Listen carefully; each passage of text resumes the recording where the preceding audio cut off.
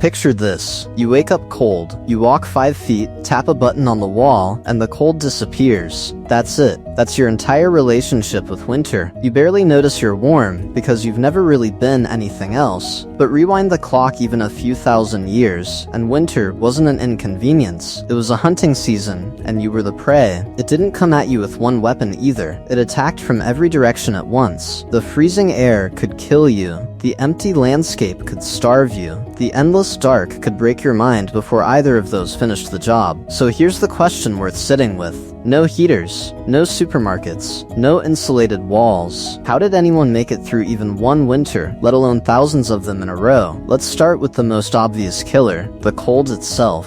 Here's something most people don't realize. Humans are, biologically speaking, tropical animals. We evolved under the African sun, not in snowdrifts. Strip a person naked and drop them into freezing air, and the body starts failing within hours. Fingers lock up, thinking gets foggy, core temperature falls, and once it falls far enough, the whole system collapses. No fur, no blubber, no natural armor against the cold. By nearly every measure, we are one of the least equipped large mammals on Earth for surviving frost, and yet our ancestors didn't avoid the cold, they walked straight into it, into Ice Age Europe, into Siberia, into places where the temperature drops lower than bare skin can handle. Fire helped obviously, but fire has a problem. It stays where you put it. The moment you step away to hunt or gather wood, the warmth stays behind and the cold follows you. What people actually needed was something they could carry warmth wrapped around the body, everywhere it went. Enter one of the most underrated inventions in human history, tailored clothing. Not just any clothing though.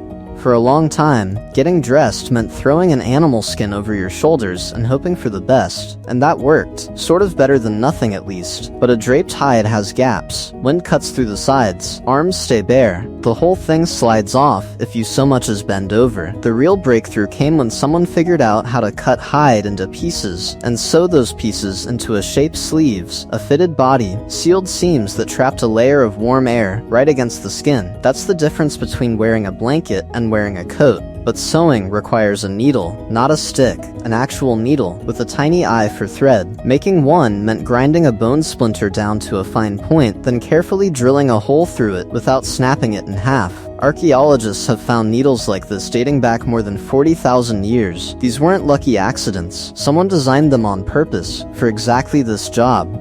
For thread, they turned to sinew, the tough fiber connecting muscle to bone dried, and pulled into something strong enough to hold a garment together. Fur turned inward, seams sealed, and suddenly, a human body could stand in air cold enough to kill and stay alive inside its own personal pocket of heat. Take away the needle and thread, and there is no human population making it through an Arctic winter. Full stop. So now you're dressed for the cold. Good, but the sun is dropping, and you need somewhere to survive the night. A cave sounds like the obvious answer, and caves did help. They block wind, hold a stable temperature, and keep the snow off your head. Except good caves were hard to find, and if you found one, someone else probably wanted it too. Most of the time, you didn't find shelter, you built it. And some of what people built is honestly astonishing. At a site called Mezyrich in modern Ukraine, archaeologists uncovered dome-shaped huts built roughly 15,000 years ago in a landscape with almost no trees and almost no stone. So the builders used the only large resource available, mammoth bones. Skulls and jawbones stacked like tiles. Tusks arched over doorways. Some structures used the remains of dozens of animals. This wasn't improvised, it was engineered.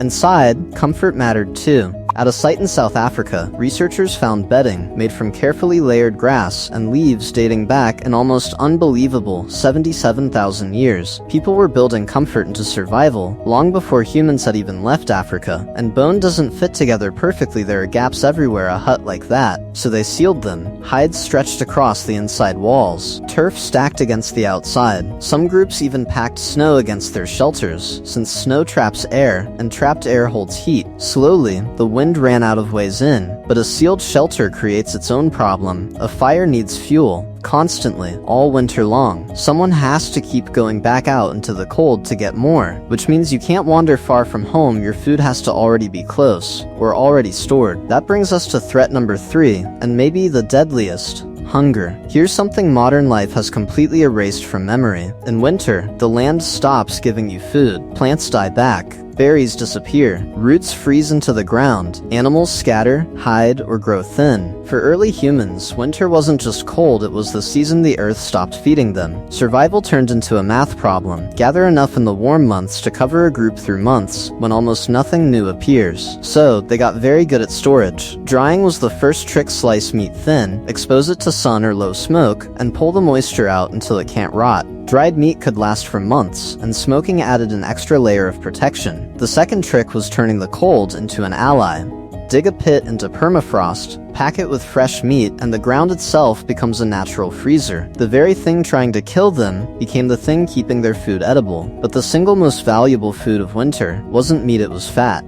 When your body is burning huge amounts of energy just staying warm, lean protein alone isn't enough. Fat is the densest fuel available, and rendering it down into a stable, storable form meant people had access to something close to an emergency battery pack, often mixed with dried meat into a compact, calorie-dense ration. In a season where every calorie mattered, fat was often the line between a group that reached spring and one that didn't. So warm, sheltered, fed, 3 threats down. But there's a fourth one, and it doesn't touch the body at all. It goes straight for the mind: darkness. The further north you go, the shorter winter days get. Some regions offer only a handful of usable daylight hours, followed by 15 or 16 hours of black, freezing night. You can't travel, you can't hunt, you're stuck in a small space with the same small group of people, night after night after night. That kind of confinement can wear a person down in ways cold and hunger never could. But here's what people did with all that forced stillness: they didn't waste it, they used it. The long nights became workshop time, repairing tools, sharpening spear points, mending clothes, twisting cord, carving,